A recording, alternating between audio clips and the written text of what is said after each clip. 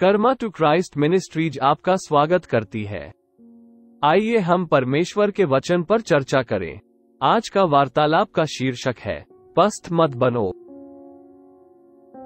आज के बाइबल छंद है भजन संहिता अध्याय 42 पद 1 से 5 से हरिणी नदी के जल के लिए हौंफती है, वैसे ही हे परमेश्वर मैं तेरे लिए हौंफता हूँ। जीवते ईश्वर परमेश्वर का मैं प्यासा हूँ। मैं कब जाकर परमेश्वर को अपना मुंह दिखाऊंगा? मेरे आंसू दिन और रात मेरा आहार हुए हैं, और लोग दिन भर मुझसे कहते रहते हैं, तेरा परमेश्वर कहाँ है?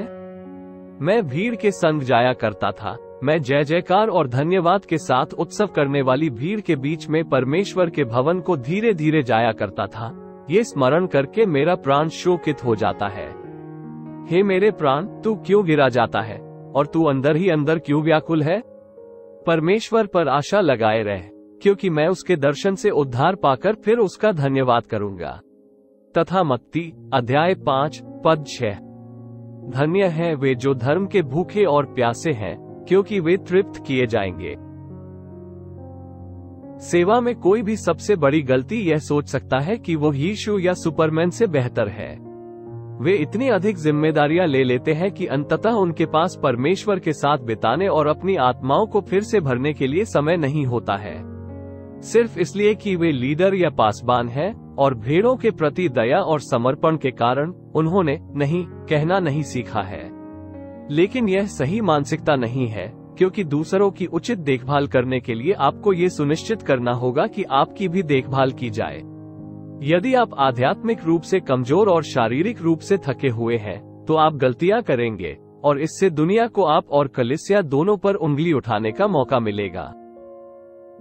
इस परिच्छेद में हम राजा दाऊद के बारे में पढ़ते हैं, जो शायद अब तक का सबसे महान उपासक था। वो स्वीकार करते हैं कि कई बार उन्हें परमेश्वर की उपस्थिति महसूस नहीं होती थी और शुष्क दौर से गुजरते समय वे निराश हो जाते थे। हो सकता है कि आपका दिल सही जगह पर हो, लेकिन आपको किस में शामिल होना चाहिए, इसमें परमेश्वर आपका मार्गदर्शन करे। दिल का दौरा पड़ने के बाद रुकना और प्रभु के साथ समय बिताना और यहाँ तक कि परिवार, कलीसिया के सदस्यों और करीबी दोस्तों के साथ बेकार की बातचीत से बचना मुझे बहुत कठिन तरीके से सीखना पड़ा।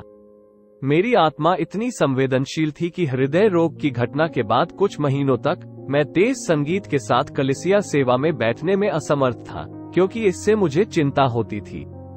मुझे वास्तव में अपनी प्राथमिकताएं व्यवस्थित करनी थी और पूरी तरह से पवित्र आत्मा की शक्ति पर निर्भर रहना सीखना था। इसका मतलब था प्रार्थना और उसके वचन को पढ़ने में परमेश्वर के साथ अधिक समय बिताना।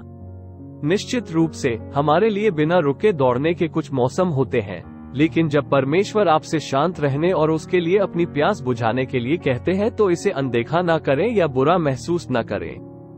बॉब गैस कहते हैं, मैं अपने शुष्क काल की कुछ खोजों को आपके साथ साझा करना चाहता हूँ। ऐसे समय में परमेश्वर आमतौर पर मुझसे नई वृद्धि और परिपक्वता की मांग करते हैं।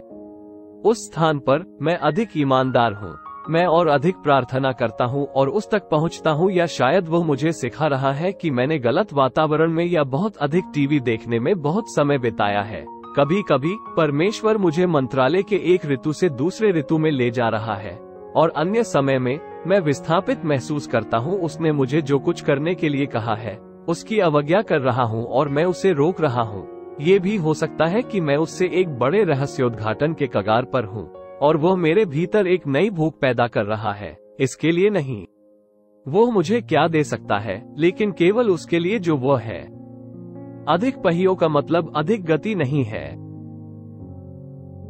आइए प्रार्थना करें।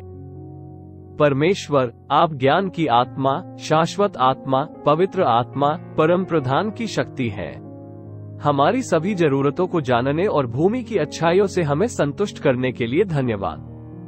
हमें सिखाएं कि आप में कैसे आराम करें और खुद को आपकी आत्मा से भरने के लिए समय निकालें। हमें अपना ख्याल रखने में मदद करें ताकि हम आपके हाथों में प्रभावी हो सकें। हमें यहाँ वहाँ से उन चीजों को करने की कोशिश करने के लिए क्षमा करें जो शायद हमारे लिए आपकी इच्छा का हिस्सा नहीं है। हमें दाऊद का हृदय दीजिए, जिसने सूखे के समय का सामना करते हुए शोक मनाया था और ये देखने के लिए बेताब था कि आप सूखी भूमि पर पानी लाते हैं।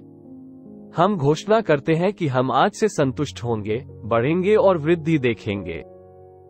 हम यीशु के शक्तिशाली नाम में मांगते हैं, आमीन।